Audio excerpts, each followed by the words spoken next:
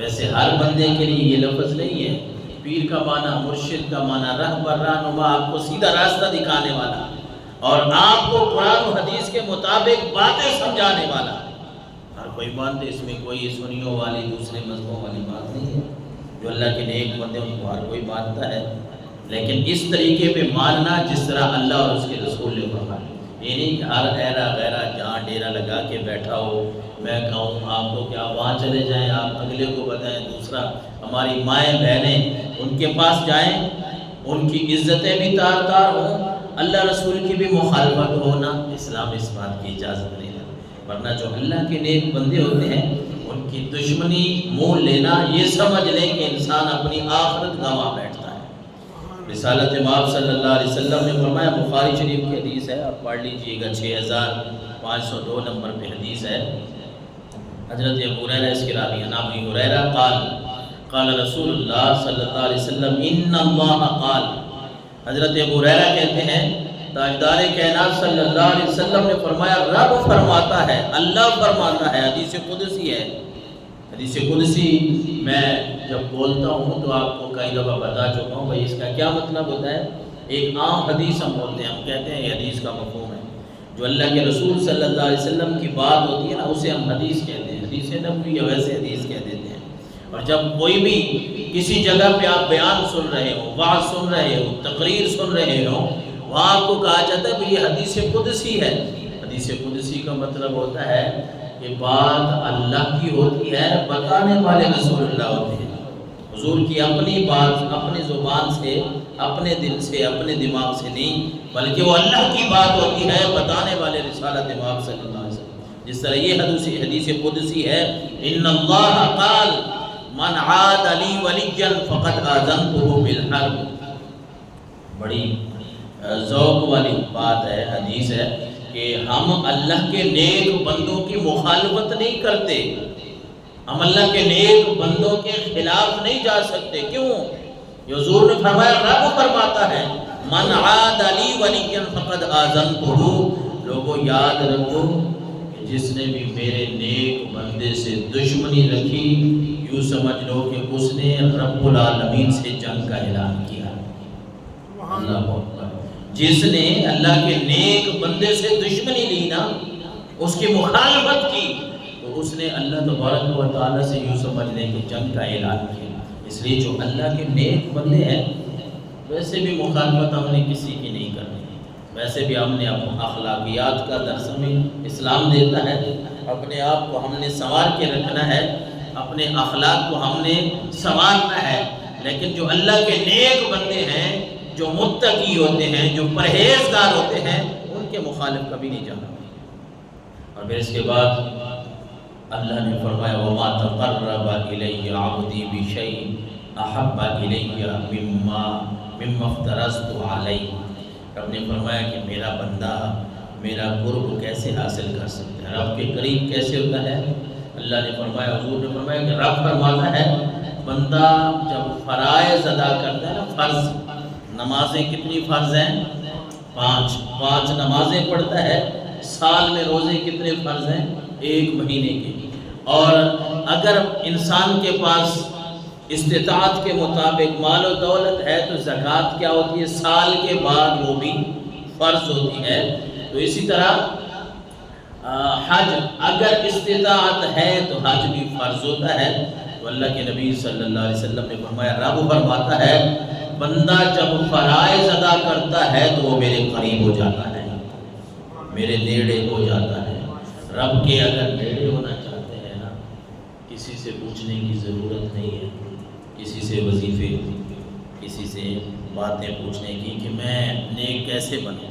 وہ اللہ خود فرما رہا ہے، آپ فرائض ادا کریں، آپ میرے قریب ہو جائیں گے، میرے نیڑے ہو جائیں گے۔ تو 5 وقت کی جو بندہ نماز ادا کرتا ہے، کیسی خوبصورت بات ہے کہ اللہ نے فرمایا 5 وقت کی نماز ادا کرو، اور دیگر جو تمہارے فرائض ہیں، اگر تمہارے اوپر زکوٰۃ ہے تو ادا کرو، حج ہے تو ادا کرو۔ تو روزے جب سال کے بعد 1 مہینہ آتے ہیں، وہ فرض ادا کرنا ہے۔ تو آقا کریم علیہ السلام نے فرمایا، رب فرماتا ہے، فرائض ادا کر لو تو میرے نیڑے ہو جاؤ گے۔ رب کا قرب بندہ ایسے حاصل کرتا ہے، اور جب بندہ اللہ کا قرب حاصل کر لیتا ہے تو پھر اللہ تعالیٰ اس کو بڑا انعام عطا فرماتا ہے۔ اسی حدیث میں ایک اور بات بھی اللہ کے نبی نے فرمائی، وَمَا يَزَالُ عَبْدِي يَتَقَرَّبُ إِلَيَّ بِالنَّوَافِلِ حَتَّى أُحِبَّهُ فَإِذَا أَحْبَبْتُهُ كُنْتُ سَمْعَهُ الَّذِي يَسْمَعُ بِهِ۔ اللہ اکبر۔ حضور نے فرمایا، رب فرماتا ہے وَمَا يَزَالُ عَبْدِي يَتَقَرَّبُ إِلَيَّ بِالنَّوَافِلِ۔ آج کل تو آپ کو یہ بتایا جاتا ہے، ہمارے سوشل میڈیا سٹار بیٹھے ہیں، یہ 4 کتابیں آگے رکھ لی سامنے، اور دین اسلام کی جو روح ہے نا، روح اس کو سمجھا نہیں۔ اب انگلش تو میں بھی جانتا ہوں، میں بھی الحمدللہ بھائی ڈبل میں بھی ایڈ جو میں نے کیا ہوا ہے، میں دین اسلام کی بھی چند باتیں جو میرے ناقص علم کے مطابق ہیں جانتا ہوں، لیکن میں اگر میڈیکل سٹور کھول کے بیٹھ لوں تو آپ کیا کہیں گے؟ آپ کہیں گے مولانا صاحب اپنا کام کریں، آپ کا یہ کام نہیں ہے، آپ مجھے سمجھائیں گے۔ لیکن ہمارے معاشرے میں ایک بیماری ہے کہ جو بندہ آپ کو 2-3 کتابیں رکھ کے وہ آپ کو ویڈیوز بنا کے سناتا ہے، آپ اس کی تحقیق نہیں کرتے۔ دین میں آپ یہ نہیں کہتے کہ پتہ یہ بات پوری تول کے کر بھی رہا ہے کہ نہیں۔ دین بتانا تو اچھی بات ہے، لیکن ایک بندہ خود سمجھتا ہی نہیں ہے، وہ آپ کو کیسے سمجھائے گا؟ جس طرح آج کل سوشل میڈیا پہ ہمارے نوجوان یہ باتیں سن کے اتنے تک آ گئے ہیں کہ وہ جی مولویوں نے رولا ڈالا ہوا ہے، نفل تو ہے ہی نہیں، نفل تو پڑھنے ہی نہیں چاہے، سنتے ہی نہیں پڑھنی چاہیے، کوئی نہیں سنتے ہیں ہی نہیں، فرض پڑھو اور جاؤ جی۔ آپ اس بات کو مانتے ہیں کہ فرض جو ہیں، فرض میں اور سنت میں فرق ہے، نفلوں میں فرق ہے۔ فرض تو وہ ہمارے اوپر ضروری ہیں، قرض ہیں، وہ ادا کرنے ہیں، لیکن ارے سنت کا اپنا درجہ ہوتا ہے، نفل کا اپنا درجہ ہوتا ہے۔ آپ کیوں لوگوں کو اس طرح گمراہ کرتے ہیں کہ یہ جی مولویوں کے کو ابے کا دین تو ہے نہیں۔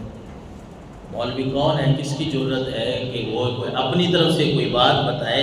بات تو وہی ہے نا جو اللہ اور اس کے رسول نے آج سے 1400 سال پہلے بتا دی، جو قرآن میں اور حدیث میں جو بات آ گئی، دین تو وہ ہے۔ ہم اس بات کا اقرار کرتے ہیں، مانتے ہیں، آپ کو بتاتے ہیں کہ فرض ہوتا ہے، سنت ہوتی ہے، لیکن یہ تو نہیں ہے کہ سنت کو اور نفلوں کو آپ اتنا ڈی گریڈ کر دیں کہ نوجوانوں کے ذہن میں آ جائے کہ وہ مسجد میں آئیں پورے فرض پڑے نہیں ہیں کہ پھر جوتیاں پہنتے ہو گئے، پھر نہ ان کے ذہن میں یہ ایک ہلکا پن آ جائے، ذہن میں یار کیا ہے، کچھ نہیں ہوتا، سنتے اور نفل نہ پڑھیں۔ لیکن میں آپ کو جو بات بتانے لگا ہوں وہ یہ ہے کہ حدیث رسول میں حدیث قدسی ہے کہ اللہ فرماتا ہے وَمَا يَزَالُ عَبْدِي يَتَقَرَّبُ إِلَيَّ بِالنَّوَافِلِ حَتَّى أُحِبَّهُ۔ اللہ کے نبی صلی اللہ علیہ وسلم نے فرمایا کہ رب فرماتا ہے بندہ نفل پڑھتا رہتا ہے حتیٰ کہ وہ بندہ میرا قرب حاصل کر لیتا ہے، پھر میں رب ہو کے اس بندے سے محبت کرتا ہوں۔ بندہ کیا کرتا ہے؟ نفل پڑھتا رہتا ہے، سنتے نوافل وہ اپنے ادا کرتا ہے، تو اللہ نے فرمایا کہ وہ بندہ میرا قرب حاصل کر لیتا ہے۔ جب وہ بندہ میرے قریب ہو جاتا ہے، پھر اللہ تبارک و تعالیٰ نے فرمایا پھر حتیٰ احبہ، پھر میں اس سے محبت کرنے لگ جاتا ہوں۔ اس کا پھر نتیجہ کیا ہوتا ہے کہ جب بندے سے اللہ محبت کرنے لگ جائے پھر اس کا نتیجہ کیا ہوتا ہے؟ فَإِذَا أَحْبَبْتُهُ كُنْتُ سَمْعَهُ الذي يسمع به وبصره الذي يبصر به ويده التي يبطش بها ورجله التي يمشي بها۔ یہ اللہ کے نبی نے فرمایا، رب فرماتا ہے جب بندہ ہو گیا میرے نیڑے، میرا قرب اس نے حاصل کر لیا، پھر میں اللہ ہو کے رب ہو کے کرتا ہوں اس سے محبت، پھر اس کا نتیجہ یہ نکلتا ہے کہ میں اس کے کان بن جاتا ہوں جن کانوں سے وہ سنتا ہے۔ یہ رب فرما رہا ہے، میں اس کے ہاتھ بن جاتا ہوں جن ہاتھوں سے وہ پکڑتا ہے، میں اس کی آنکھیں بن جاتا ہوں جن آنکھوں سے وہ دیکھتا ہے، میں اس کے پاؤں بن جاتا ہوں جن پاؤں سے وہ چلتا ہے۔ ارے اللہ تو ان چیزوں سے پاک ہے، ہاتھوں سے، کانوں سے، پھر اس کا کیا مطلب ہے؟ اس کا مطلب یہ ہے کہ بندہ جب رب کے نیڑے ہوتا ہے تو رب اس کو ہدایت ہی ایسی عطا فرما دیتا ہے کہ اس کے کان ہمیشہ، آنکھیں ہمیشہ، ہاتھ ہمیشہ، پاؤں ہمیشہ اس کے ہدایت کے لیے ہی چلے گی۔ سیدھے راستے پہ چلیں گے، وہ بندہ پھر گمراہ نہیں ہو سکتا۔ کون؟ جس نے نفل ادا کر کے، نمازیں ادا کر کے رب کا قرب حاصل کر لیا ہے۔ اور اس کے بعد فرمایا وَإِنْ سَأَلَنِي لَأُعْطِيَنَّهُ، صرف اتنا انعام نہیں ہے، رب کے قریب ہونے کا۔ ہم میں سے کسی نے اگر کسی کا قرب حاصل کرنا ہو نا، کسی بڑے بندے کا، سیاسی بڑے افسر کا، کتنے جتن کرنے پڑتے ہیں، ان کو پیسے دیں، ان کو کھانے کھلائیں، ان کو ہوٹلنگ کروائیں، ان کے چمچہ گیری کریں، کیا کیا لفظ میں بولوں پتہ نہیں۔ اس کے بعد جا کے بندہ کہتا ہے وہ نیڑے اس کے ہوتا ہے، جب نیڑے ہونے کا وقت ہوتا ہے تو وہ ویسے دھتکار دیتا ہے، کسی نے کسی بات پہ وہ کہتا ہے چلے جا اپنا کام کر۔ یہ دنیا کی بات ہے، لہذا دنیا کے جو بندے ہیں نا، بندے، ان کے نزدیک جانے کی ضرورت نہیں ہے۔ کیا کرنا ہے؟ ہم رب کے نیڑے ہو جائیں، کیونکہ بندہ کسی کے قریب کیوں ہوتا ہے، کسی بڑے سے تعلقات کیوں بناتا ہے؟ اس کا ذہن ہوتا ہے کہ یار جب کوئی مشکل آتی ہے نا تو یہ تھوڑا سا بس ہیلپ کر دیتا ہے، کوئی نہ کوئی فون کر دیتا ہے، میسج کر دیتا ہے، میرا کام جو پھنسا ہوتا ہے، جو اڑا ہوا کام ہوتا ہے وہ نکل جاتا ہے۔ ارے میں آپ کو بتاؤں، آپ اس کا قرب کیوں حاصل کرنا چاہتے ہیں؟ وہ اللہ کا بندہ ہے، وہ تو خود عاجز ہے، وہ تو محتاج ہے۔ اب بھائی ہم کیا کریں؟ ہم کیا کریں کہ ہمارے کام اگر اڑے ہوئے ہوں، پھنسے ہوئے ہوں تو نکل جائیں؟ تو پھر اللہ کے نبی کی یہ بات سنیں کہ حدیث قدسی پہ عمل کریں کہ رب فرماتا ہے نمازیں پڑھو، نفل پڑھو، میرا قرب حاصل ہو جائے گا۔ جب میرا قرب مل جائے گا، تمہاری آنکھیں، تمہارے کان، تمہارے ہاتھ اور تمہارے پاؤں یہ ہدایت کے راستے پہ چلیں گے۔ یا اللہ بس اتنا ہی انعام ہے؟ رب نے فرمایا نہیں، وَإِنْ سَأَلَنِي لَأُعْطِيَنَّهُ، جب تم اس طرح میرے بن جاؤ گے، پھر ایسا بندہ جو سوال مجھ سے کرتا جاتا ہے میں اس کو عطا کرتا جاتا ہوں۔ پھر آپ کو کسی سے کہنے کی ضرورت نہیں پڑے گی، پھر آپ رب سے سوال کریں گے، رب فرما ہے تمہارے اڑے ہوئے پھنسے ہوئے کام ہے درست کر دوں گا، پھر میں تمہارے ٹھیک کر دوں گا۔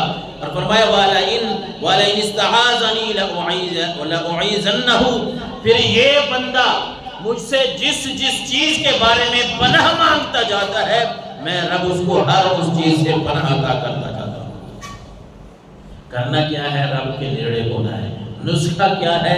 بھئی اللہ فرماتا ہے نمازیں پڑھو، فرض پڑھو تو مجھے پیارے بن جاؤ گے، نفل پڑھو تو میرا قرب اور حاصل کر لو گے۔ پھر یہ ساری نعمتیں، یہ ساری بہاریں جتنی اس حدیث قدسی میں اللہ نے بیان فرمائی ہیں، اللہ نے اپنے رسول کو بتائی، رسول نے بیان فرمائی، یہ ساری کی ساری نعمتیں پھر ہمارے لیے ہیں۔ اللہ اکبر۔